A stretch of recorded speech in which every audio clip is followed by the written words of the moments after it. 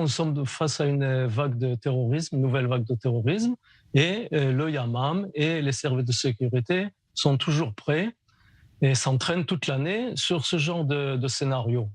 Pourquoi c'est exceptionnel? Parce qu'on parle ici de prévention antiterroriste quand le groupuscule de terroristes est déjà en route, est déjà sorti de chez lui, est en route pour exécuter l'attentat.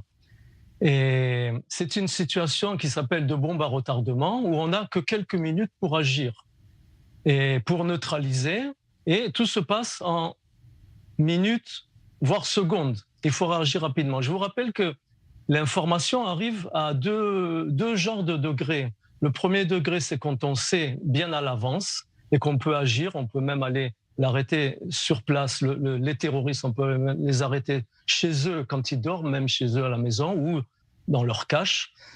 Et le deuxième degré, qui est beaucoup plus rapide et qu'il faut être beaucoup plus réactif, c'est quand on sait que cette bombe à retardement est en route pour justement causer le plus de dégâts possible, Et je vous donnerai simplement l'exemple du Bataclan. Si le service, le RAID, savait que cette bombe à retardement était en route, est-ce qu'ils auraient attendu au Bataclan? C'est toute une question de degré de préparation. Alors justement, à partir du moment où le Yamam reçoit une telle information, comment ces hommes, vous, à votre époque, vous faisiez pour être prêts en quelques secondes pour agir, en quelques minutes pour agir? C'est une bonne question, Mati. Regardez, le Yamam, les services sont prêts tout au long de l'année. Ils s'entraînent tout au long de l'année. On est en alerte 24 heures sur 24, 7 jours sur 7. Il y a un entraînement spécifique pour ce genre d'opération. Il y a un déploiement spécifique, sans entrer vraiment dans les détails. On est déployé sur le terrain et prêt à agir. Il y a un état d'alerte permanent. C'est-à-dire, pour préciser vos propos, ça veut dire que, en quelque sorte, vous n'attendez pas à la base? Vous êtes capable d'être déployé un petit peu de partout? Et c'est exactement ça. Sans vraiment rentrer dans les détails, c'est ça. Ça, c'est une nouveauté. Merci en tout cas de nous l'expliquer. Est-ce que les combattants du Yamam sont prêts à affronter ce que l'on appelle un combat rapproché? Évidemment, évidemment. Le combat rapproché, le terrorisme, l'antiterrorisme, c'est un combat rapproché. C'est un combat... Les combattants sont qualifiés, sont entraînés pour ce genre de combat. L'antiterrorisme, c'est un combat rapproché, de courte distance. C'est un tir de précision, c'est un tir rapide et une intervention rapide.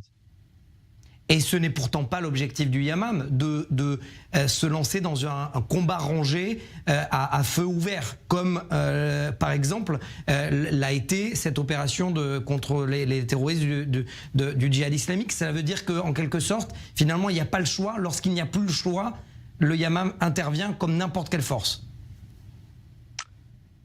Au sein du Yamam, il y a plusieurs qualifications.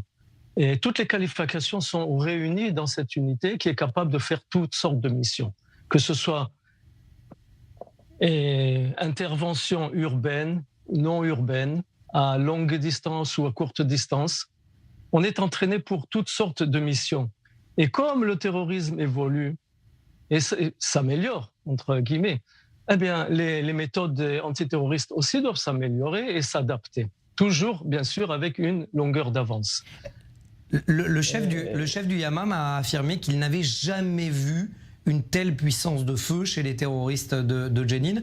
Est-ce que cela signifie finalement que les terroristes progressent eux aussi? Vous avez raison, vous avez raison. C'est vrai, ils progressent. Leur matériel, ils ont du matériel plus moderne. Ce n'est plus les armes, comment on peut dire, improvisées des années 90. C'est des armes modernes, ils ont des explosifs aux normes. Ce n'est plus des explosifs improvisés. Et ils ont des moyens optiques sur leurs armes automatiques. Ils sont entraînés, ils sont motivés, et ils sont même cloisonnés entre eux. Et ils se rejoignent, le groupe se rejoint à la dernière minute pour opérer. Ils ont ce qu'on peut dire un comportement opérationnel qui s'est amélioré. Simple, voyons l'exemple de l'un des derniers attentats de Hedera, par exemple. Et ils sont arrivés avec une voiture.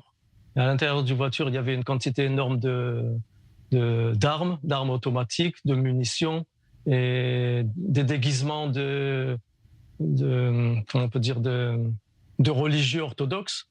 Ils avaient des uniformes militaires. Ils étaient prêts à toutes sortes de scénarios et peut-être même ils étaient en route pour faire ce qui s'appelle une prise d'otage. Ils n'ont pas réussi, ils ont été bloqués par les 2 soldats du Hamas qui étaient justement sur place. Une question qui me vient à l'esprit, vous avez mené combien d'opérations dans votre carrière pour essayer de comprendre que vos propos ne sont pas issus d'Internet mais véritablement de vécu? Ok, c'est aussi une bonne question. Je n'ai pas fait de calcul exact, mais en 20 ans de carrière, d'abord j'ai été combattant, simple combattant pendant mes premières années, puis officier. En tant que combattant, on n'est pas obligé de sortir à toute opération, donc j'imagine une 50aine d'opérations. Puis en tant qu'officier, sur mes 10 années, en tant qu'officier, on doit sortir à chaque opération. Faites un calcul, une ou 2 sorties par jour, multipliées par 10 ans, des centaines. Plus de 1000 opérations, voilà pourquoi, effectivement, défense est important et on donne la parole à ceux qui ont vécu et qui connaissent parfaitement le terrain et surtout le terrain opérationnel. Merci beaucoup, officiers, d'avoir répondu à nos questions, anciens combattants et officiers du Yamam et du Hamas, que l'on appelle les Mistaravi. Merci à vous. Merci à vous, Mathie, merci de votre invitation. Et si j'ai encore quelques secondes, je voudrais envoyer mes bons rétablissements à notre officier qui a été blessé lors de la dernière, officier Chine, lieutenant-colonel, qui a été blessé lors de la dernière opération bombe à retardement.